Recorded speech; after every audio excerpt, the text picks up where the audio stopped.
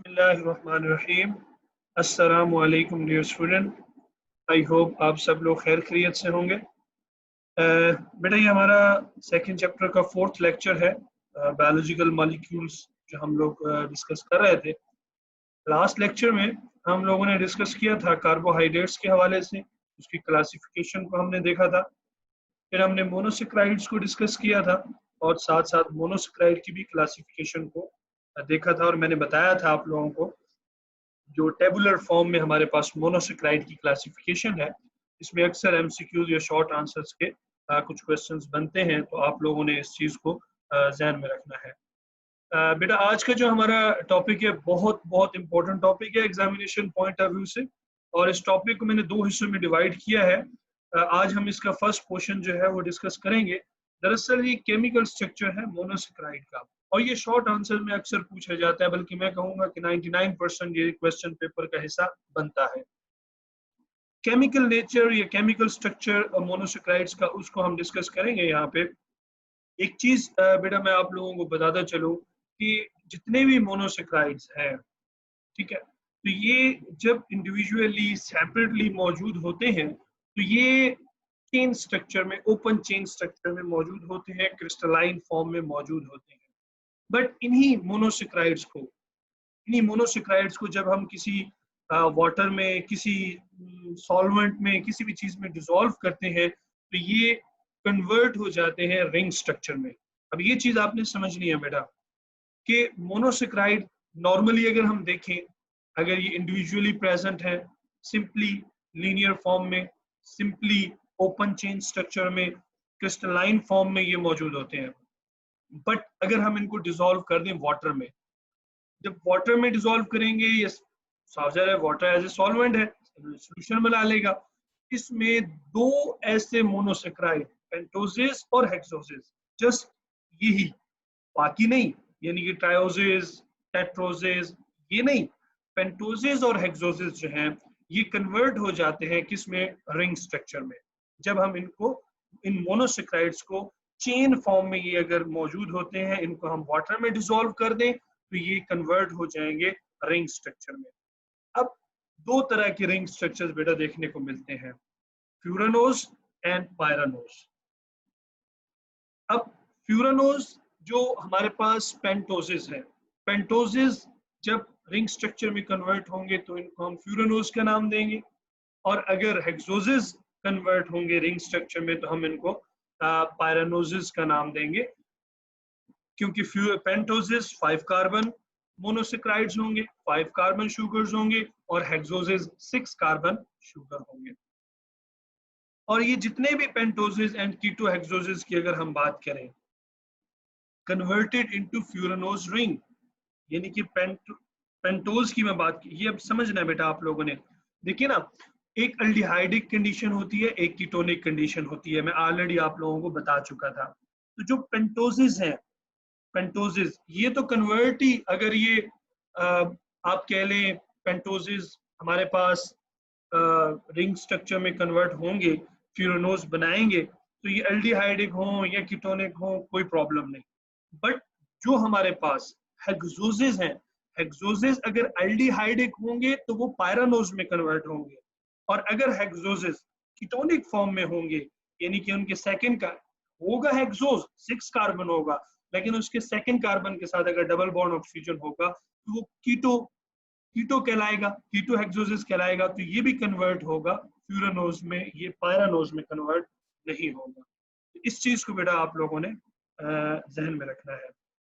उसके अलावा जो एल्डो हेक्सोसिस है, मैं आप लोगों को बता चुका हूँ, वो सिर्फ और सिर्फ पायरानोज रिंग में कन्वर्ट होते हैं, वो हमारे पास फ्यूरानोज रिंग में कन्वर्ट नहीं होते। ठीक हो गया। डायग्रामेटिकली भी मैं आप लोगों को दिखा दूं, फर्स्ट जो डायग्राम आपको रिंग स्ट्रक्चर नजर आ रही है, this one is pyranose, and जो second carbon second sorry diagram आपको नजर आ रही है, this one is furanose, 5 carbon ring structure आप देख सकते हैं। ओके बेटा, नेक्स्ट जो शॉर्ट आंसर में अक्सर पूछा जाता है, compare Fisher and Haworth projection, इसको एक्सप्लेन करें, इनके कंपैरिजन करके बताएं, तो इसको आपने देखना है। दरअसल ये फिशर जो है और हार्वर्थ, ये दो साइंटिस्ट थे, ठीक है। इन्होंने रिंग स्ट्रक्चर के हवाले से एक्सप्लेन किया था, अपना आइडिया दिया था।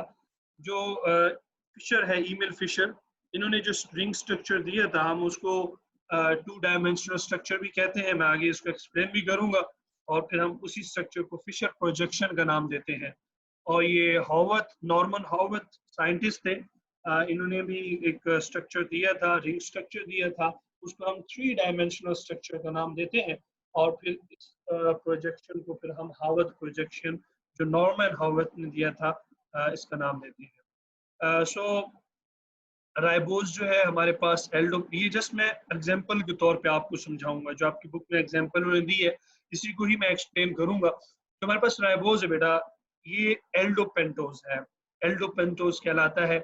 और ये ओपन चेन स्ट्रक्चर है अगर ये ड्राइड फॉर्म में है। अगर ये अलग से प्रेजेंट है, ये किसी सोल्यूशन में, किसी वाटर में, किसी सॉल्वेंट में डिसॉल्व नहीं हुआ, बट जब ये किसी में डिसॉल्व हो जाएगा, किसी, आप ऐसा समझेंगे वाटर में डिसॉल्व हो जाएगा, तो ये कौन सा स्ट्रक्चर बना लेगा? फ्यूरानोज रिंग स्ट्रक्चर बना लेगा। यहाँ उन्होंने बताया हुआ भी है क्वेश्चन मीडियम में।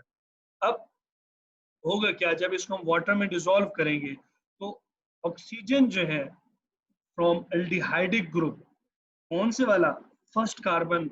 वो जहन में रखिएगा, फर्स्ट कार्बन के साथ जो डबल बॉन्ड ऑक्सीजन है, ये उसकी बात हो रही है। ये रिएक्ट करेगा किसके साथ? With penultimate carbon. अब यहाँ पे क्वेश्चन आता है कि पेनल्टीमेट कार्बन किससे कहते हैं? तो पेनल्टीमेट कार्बन कहते हैं जो ओपन चेन का जो सेकेंड लास्ट कार्बन होता है। अब अगर यहाँ पे हम राइबोज की बात कर रहे हैं, राइबोज क्योंकि पेंटोज है और राइबोज 5 कार्बन शुगर है, तो इसका जो फोर्थ नंबर वाला कार्बन होगा वो पेनल्टीमेट कार्बन होगा, सेकंड लास्ट कार्बन, यानी ओपन चेन का। और सपोज अगर हम बात कर लें ग्लूकोज की, तो ग्लूकोज क्योंकि उसका चेन स्ट्रक्चर जो है हमारे पास 6 कार्बन पर मुश्तमिल होता है, उसका जो पेनल्टीमेट कार्बन बनेगा वो हमारे पास 5 कार्बन बनेगा।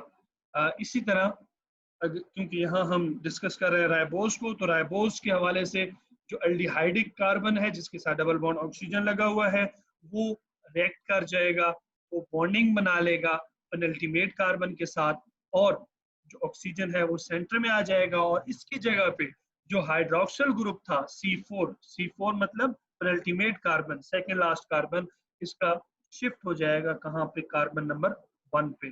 कार्बन नंबर 1 जो चेन का राइबोज शुगर का जो कार्बन 1 है, उसकी जगह पे इसका हाइड्रोक्सिल ग्रुप जो है वो शिफ्ट हो जाएगा और हमारे पास एक लिंक जनरेट हो जाएगा। इस लिंक को, ये जो एक आप लिंक क्रिएट होने के बाद ये जो स्ट्रक्चर आपको नजर आ रहा है, रिंग स्ट्रक्चर नजर आ रहा है, इसको ईमेल फिशर ने डेमोन्स्ट्रेट किया था। और इसी वजह से हम फिर इसको फिशर प्रोजेक्शन का, ये 2 डायमेंशनल स्ट्रक्चर का नाम देते हैं। और इसी के साथ साथ ये दो मॉडिफिकेशन बनती है, एक रिंग स्ट्रक्चर जो 2 डायमेंशनल है, आगे मैं डायग्राम में भी आपको बताऊंगा, और दूसरा यहीं पे अगेन अगर हम बात करें तो एक और मॉडिफिकेशन भी हमें देखने को मिलती है, एक और रिंग स्ट्रक्चर भी देखने को मिलता है। प्रोसेस उसमें भी यही है, लेकिन वो स्ट्रक्चर लिटिल बिट डिफरेंट है। और वो 3 डायमेंशनल स्ट्रक्चर है। और उसको इंग्लिश केमिस्ट थे नॉर्मन हॉवर्थ, उसने प्रपोज किया था। और उसके साथ साथ इसी स्ट्रक्चर को फिर हम हावर्थ प्रोजेक्शन का नाम देते हैं, और ये 3 डायमेंशनल रिंग स्ट्रक्चर कहलाता है। ओके, अब जरा डायग्राम की तरफ आ जाए, यहाँ से मैं आप लोगों को समझाता हूँ।